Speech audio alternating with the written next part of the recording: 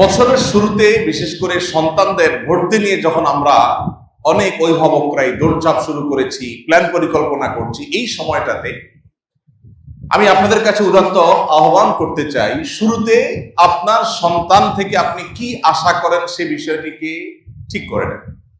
আপনি কি সন্তানকে শুধুমাত্র একটা টাকা পয়সার মেশিন হিসাবে দেখতে চান, নাকি একজন মানুষ হিসাবে দেখতে চান? এই সিদ্ধান্তটা আপনাকে আগে নিতে হবে।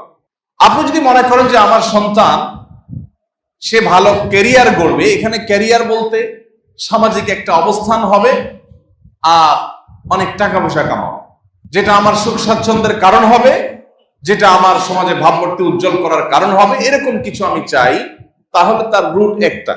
আর যদি বলেন যে না, আমার সন্তানটা মানুষ হোক, অমানুষ না হোক, ভালো মানুষ হোক, খারাপ মানুষ না হোক, এটা আমার প্রধান টার্গেট। এর পাশাপাশি সে ভালো ক্যারিয়ার গড়ে তুলুক, ভালো ডাক্তার ইঞ্জিনিয়ার হোক, ভালো আলিম হোক, ভালো প্রতিষ্ঠিত মানুষ হোক, সেটা আমি চাই, তাহলে তার রুট আরেকটা। আমি একটি কথা প্রায় বলার চেষ্টা করি যে আমাদের এই সমাজে বেশিরভাগ বাবা মা চায় আমার সন্তান থাকুক দুধে ভাতে, বাস, ফুল স্টপ, দাড়ি, আর কিছু চাওয়া নেই। চাওয়াই এটা যে আমার সন্তান কিসে থাকুক? দুধে ভাতে থাকুক। সন্তান দুধে ভাতে থাকুক, এই চাওয়াটা দোষের না ভাই। আপনার সন্তানের দুধে ভাতে থাকার চাওয়া আপনার মধ্যে থাকুক, কিন্তু তার পাশাপাশি এটাও থাকুক, বরং এটাকে আপনি অগ্রাধিকার দিয়ে ভাবুন যে আমার সন্তান যেন মানুষ হয়ে বেঁচে থাকে।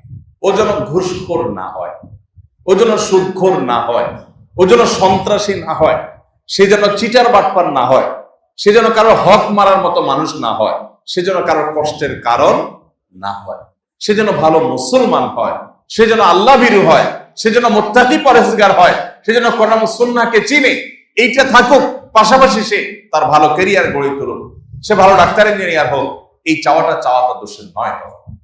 ভাইরা আমার, সন্তানের শুধু দুধভাতের চিন্তা যারা করেন, হয়তো সন্তান দুধভাত পেয়েও যায়, হয়তো ভালো লাইফ, লাক্সারিয়াস লাইফ সে পেয়েও যায়, কিন্তু ভালো মানুষ না হওয়ার ফলে সন্তানের ওই সুখময় স্বাচ্ছন্দ্যময় জীবন, তার ওই উন্নত ক্যারিয়ার বাবা মাকে আনন্দ দেয় না। বহু সন্তান আছে, অনেক প্রতিষ্ঠিত হয়েছে, অনেক ভালো জায়গায় গিয়েছে, অনেক বড় চেয়ারে বসেছে, অনেক টাকা পয়সা কামাচ্ছে, অনেক প্রতিষ্ঠিত মানুষ হয়েছে, কিন্তু বাবা মার চক্ষু শীতল হচ্ছে না, নয়ন জোড়াচ্ছে না সে সন্তানকে দিয়ে। কারণ সন্তান অমানুষ। সন্তান বাবা মার প্রতি দায়িত্বশীল না, ভাই বোনের প্রতি দায়িত্বশীল না, সন্তানের ভিতরে তাকওয়ার ঘাটতি আছে, সন্তানের মধ্যে ঈমান আমলের ঘাটতি আছে। এই সন্তান বাবা মার চক্ষু জোড়ানো, নয়ন জোড়ানো, চক্ষু শীতলকারী সন্তান হতে পারেনি। তাহলে সন্তান শুধু দুধে ভাতে থাকলে, সন্তান শুধু ভালো জায়গায় চলে গেলেই সেটা আপনার শান্তি, আপনার সুখ, আপনার প্রশান্তির কারণ হবে না। সন্তান ভালো মানুষ হয়, পাশাপাশি তার যদি প্রতিষ্ঠিত সে হয় তখন। ভাইরা আমার, এই জন্য সন্তানের ক্যারিয়ার নিয়ে আমরা যারা ভাবছি, তার শিক্ষা জীবন নিয়ে যারা পরিকল্পনা করছি, সে সমস্ত অভিভাবকদেরকে আমি বিনয়ের সাথে আহ্বান করতে চাই, আমরা আমাদের উদ্দেশ্যটা আগে ঠিক করি। আমরা আমাদের সন্তানের ভালো মানুষ হওয়াটাকে সবকিছুর উপর অগ্রাধিকার দেব, ভালো মুসলমান হওয়ার দিকটাকে অগ্রাধিকার দিব, পাশাপাশি তার ক্যারিয়ার, তার অন্যান্য বিষয়গুলোকে ভাববো। এই যদি হয় আমাদের টার্গেট, তাহলে এবার প্রতিষ্ঠান নির্বাচন করা, শিক্ষক নির্বাচন করা, শিক্ষার রুট নির্বাচন করা, এগুলো আমাদের জন্য অনেকখানি সহজ হয়ে যাবে। আপনি আপনার সন্তানকে সেক্ষেত্রে সেই প্রতিষ্ঠানে ভর্তি করবেন যেখানে ভর্তি করলে আপনার সন্তানের নীতি নৈতিক দিকটা সংরক্ষিত থাকবে, আপনার সন্তান ফাসেক হয়ে যাবে না, মুত্তাকি থাকবে। সেই প্রতিষ্ঠানে আপনি ভর্তি করাবেন যে প্রতিষ্ঠানে ভর্তি করালে আপনার সন্তান ঈমান আমল হেফাজতে থাকবে, নষ্ট হবে না। আপনার পড়ালেখা একটু ভালো মন্দ হলো কি হলো না, তার চেয়ে গুরুত্বপূর্ণ বিষয় হলো যে আমার সন্তানের ঈমান আমলটা সেফ থাকলো কি থাকলো না। দেখুন, আমরা পৃথিবীতে চিরকাল থাকবো না, একসময় চলে যাব। এই সন্তানরা, এই ভবিষ্যৎ প্রজন্মরা, তারাই আমাদের চিন্তাধারা, আমাদের ঈমান আমলকে ধারণ করবে, লালন করবে। সন্তানকে যদি আল্লাহর সাথে পরিচিত করান, সন্তান যদি কোরআনের সাথে পরিচিত হয়, সে যদি ভালো মুসলমান হয়, তো আপনি এটা নিশ্চিত ধরে রাখতে পারেন এই সন্তান কখনো আপনার কষ্টের কারণ হবে না ইনশাআল্লাহ। আর যদি সন্তানকে আপনি আল্লাহমুখী না বানাতে পারেন, মুত্তাকি না বানাতে পারেন, তাহলে এই সন্তান আপনার দুঃখের কারণ হতে পারে, জোরালো সম্ভাবনা আছে। ভাইরা আমার, আমাদের সন্তানদের ব্রেইন গুলোকে দোলাই করবার জন্য, মগজ ধোলাই করবার জন্য পশ্চিমারা তাদের মতো করে শিক্ষা কারিকুলাম আমাদের এখানে পুশ করার চেষ্টা করে। আমি এর আগে বলেছিলাম শিক্ষা মন্ত্রণালয়ে বেশ কয়েকবার আমাকে যেতে হয়েছে পাঠ্যপুস্তক নিয়ে, শিক্ষা কারিকুলাম নিয়ে নানা বিষয়ে, সংশ্লিষ্ট বিষয়ে কর্তৃপক্ষের সাথে একাধিকবার বৈঠকের জন্য যেতে হয়েছে। আমি অবাক হয়েছি, অন্য আরো অনেক মিনিস্ট্রিতে আমি গিয়েছি বা অনেক দপ্তরে আমার যাওয়া হয়েছে, কিন্তু আমার কাছে মনে হয়েছে 2-3টা দপ্তরে বিদেশিদের আনাগোনা সবচেয়ে বেশি, এর মধ্যে একটা হলো শিক্ষা। আমি অবাক হয়েছি, এত বিদেশি কেন এখানে? উপদেষ্টার সাথে, মিনিস্টারের সাথে সাক্ষাতের জন্য বিদেশিদের এত কাজটা কি?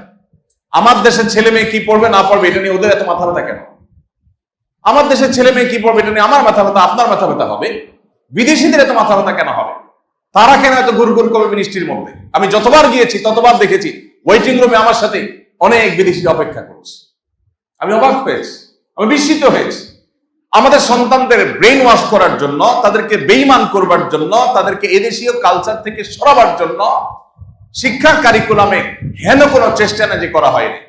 আপনারা জানেন বিগত আমলে এটাকে নষ্ট করতে করতে এমন একটা পর্যায়ে নিয়ে যাওয়া হয়েছে যে আমরা ঘন্টাকে ঘন্টা বক্তব্য দিতে হয়েছে এটা নিয়ে। আলহামদুলিল্লাহ কিছু কিছু বিষয় থেকে তখন সরকার সরে আসতে বাধ্য হয়েছে, কিন্তু এখনো সেই ষড়যন্ত্র বসে নাই, এখনো সে চলমান আছে। এখন আপনার সন্তান কি পড়ে?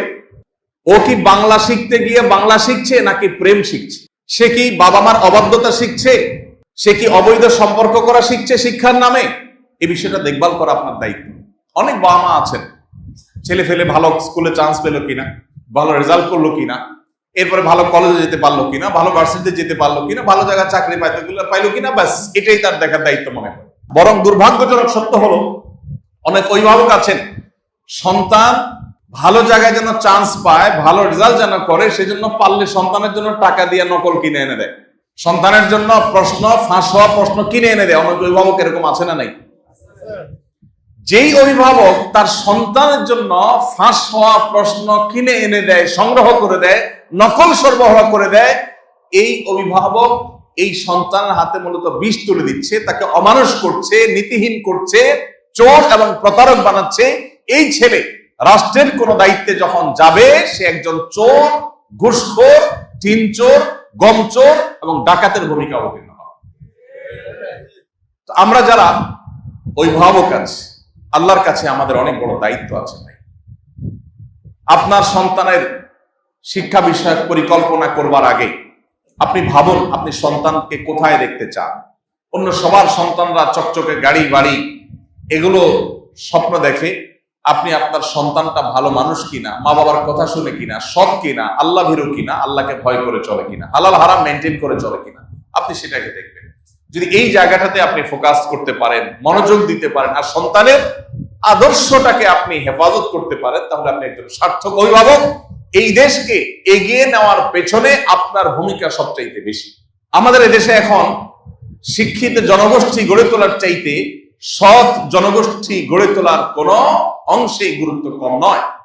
কারণ এদেশে বহু শিক্ষিত মানুষ আছে, এত পরিমাণ চোর, এত পরিমাণ বাটপার, এত পরিমাণ দুর্নীতিবাজ, এত পরিমাণ ঘুষখোর, এত পরিমাণ সুদখোর, যে এই দেশটা আজ আকাশে থাকার কথা সেটা আজ পাতালে। আমি 10 বছর মধ্যপ্রাচ্যে ছিলাম। আমি পৃথিবীর অন্যান্য দেশীদের সাথে আমার প্রবাসী বাংলাদেশি ভাইদেরকে কম্পেয়ার করার চেষ্টা করতাম।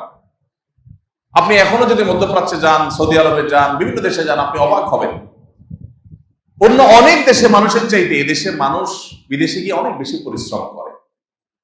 নিজের 8 ঘন্টা ডিউটি শেষ করার পরে রাস্তায় অনেকে আছেন যে তারা কার্টুন কুড়াচ্ছেন, আপনার বিভিন্ন সফট ড্রিঙ্কসের যে ক্যান সেগুলো কুড়াচ্ছেন, কারণ সেগুলো কেজি ধরে বিক্রি করে দেশে একটু পাঠাবেন। অনেকে নিজে একটু ভালো রেখে দেশে পাঠানোর জন্য চেষ্টা করে, এত পরিশ্রম করার চেষ্টা করে সাধারণ মানুষ। কিন্তু দুর্নীতি, দেশের সম্পদ বাহিরে পাচার করে এই দেশটাকে বরাবরের মতো লুট করে শেষ করে ফেলা হয়েছে। আর এই জন্য আপনার সন্তানটা অনেক বড় শিক্ষিত হওয়ার চাইতে কোনো অংশে কম গুরুত্বপূর্ণ নয় যে সে একজন ভালো মানুষ হবে, সৎ মানুষ হবে, যে ঘুষ এবং দুর্নীতির সাথে জড়াবে না। এই দেশে যত শিক্ষিত প্রজন্ম গড়ে উঠেছে, এদেশে যত শিক্ষিত মানুষ তৈরি হয়েছে, সেই তুলনায় ততটা সৎ মানুষ গড়ে ওঠে নাই। আর এই জন্য অভিভাবক হিসাবে আমাদের দায়িত্ব কর্তব্য হলো যে আমার সন্তান থেকে আমি এক্সপেক্ট করি কি, আশা করি কি, সেই জায়গাটা আগে ঠিক করা। আমার সন্তানকে জীবনের শুরুতে বলে দেওয়া, বাবা সততার সাথে পরীক্ষা দিবা, নকল করবে না, কারোরটা দেখে লিখবে না, অসৎ উপায় অবলম্বন করবে না। এতে যদি তোমার রেজাল্ট খারাপও হয় আমরা তোমাকে অ্যাপ্রিসিয়েট করব, আমাদের কোনো দুঃখ থাকবে না। কিন্তু কয়জন আছে সেরকম অভিভাবক হয়? অভিভাবকের কথা হলো তোমার পাস করতে হবে, ভালো রেজাল্ট করতে হবে। সেটা কি তুমি চুরিদারি করে করছো, নকল করে করছো, এটা আমার দেখার দরকার নেই। অভিভাবকের যখন এই মেন্টালিটি হয়, তো সেই ছেলে যখন বড় হয়, সেই মেয়ে যখন বড় হয়, এই ঘুষখোর হয়, এই সুদখোর হয়, এই চোর বাটপার হয়, এই দুর্নীতিবাজ হয়, এই দেশকে ধ্বংস করে। এই জন্য আমাদের জীবনের লক্ষ্য, বিশেষ করে সন্তানদের কাছে আমাদের যে এক্সপেকটেশন, এটাকে ঠিক করা দরকার। আমি প্রায় বলি, আমার ছেলে মেয়েদেরকে আমাদের সবসময় বলা আছে, ভালো ফলাফল চাই, তবে সৎ উপায়ে হলে আলহামদুলিল্লাহ, না হলে কোনো দুঃখ নেই। আপনার সন্তান সৎ এবং ভালো মানুষ থাকতে পেরেছে, এটাই তার জীবনের সবচেয়ে বড় সাফল্য। এই জিনিসটা যত তাড়াতাড়ি আমরা বুঝতে পারবো, তত তাড়াতাড়ি আমাদের কল্যাণ হবে। আমাদের মুশকিল হলো জগতের চাকচিক্যগুলো আমাদেরকে প্রভাবিত করে। অমুকের ছেলে এটা করেছে, আমার ছেলে কি করেছে, অমুকের ছেলে তমুকটা করেছে, আমার ছেলে কি করেছে। এভাবে আমরা আমাদের সন্তানদেরকে জাগতিক বিষয়গুলোতে কম্পেয়ার করি, তাদের নীতি এবং আদর্শটা সেভাবে আমরা শিখাই না। এই জন্য শিক্ষাবর্ষের শুরুতে সন্তানের জন্য সেরকম প্রতিষ্ঠান, সেরকম শিক্ষা, সেরকম শিক্ষক, সেরকম পরিবেশ আপনি নিশ্চিত করুন যেখানে সন্তানের নীতি, আদর্শ, মোরালিটি, নৈতিকতা ঠিক থাকবে। এরপর বাকি যা হবে না হবে। আল্লাহ তাআলা আমাদের সবাইকে আমাদের সন্তানের সেই উজ্জ্বল ভবিষ্যৎ গড়ে তোলবার সূচনা এখন থেকে করার তৌফিক দান করুন।